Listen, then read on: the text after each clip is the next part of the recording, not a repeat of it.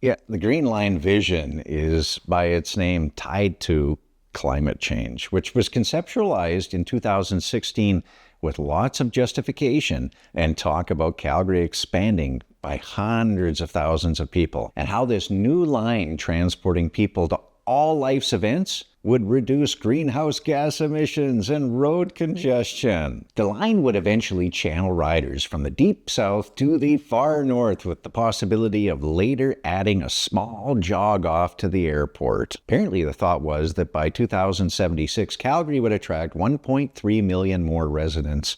So with greenhouse gas and congestion in mind, this expansive line would be necessary. Okay. It would, of course, have to pass through the center of downtown, through several tunnels, under the river and north. And, the feds got excited about the talk of a green trip fund and, went on to commit, $1.56 billion over 30 years, along with the city and the province, each making matching contributions. Well, apparently Calgary will never reach full potential as a global city without it, and owning a vehicle would then just become a choice, but not a necessity. While we all agree that the transit system is necessary for a city, it became clear that the magnitude of this plan was just intended to be more than a transit system. It would also be used to shape the way the city would develop in the future. Now, the language for selling everyone on the idea became more about transit-oriented lifestyles, adding to the economic resiliency and reducing our carbon footprint, and even led to someone calculating a reduction of 5,200 tons of carbon dioxide annually. The budget that's stated at roughly $4.5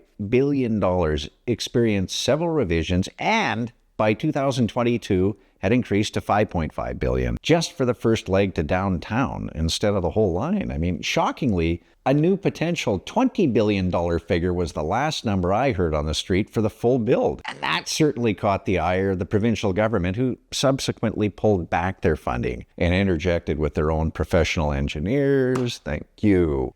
Calgary's experiencing a notable economic downturn, with fewer people working downtown.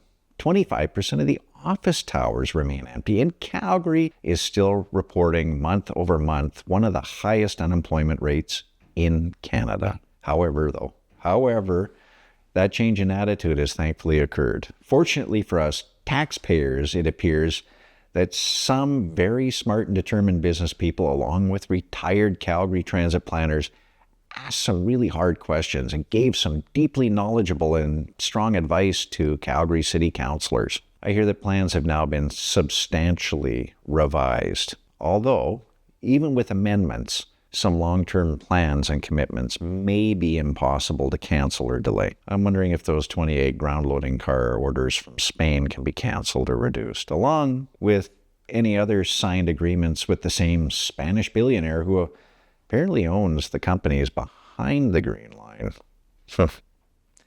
And didn't we also expropriate some 20-plus townhomes in Eau Claire Market below replacement cost without an approved plan or even a budget? Wow, I hope there's no fallout from that one. However, Mayor Gondek also said we still have to get to the north and all the way to the south. So it isn't clear if the project is really over, on hold, or much less expensive BRT is taking its place.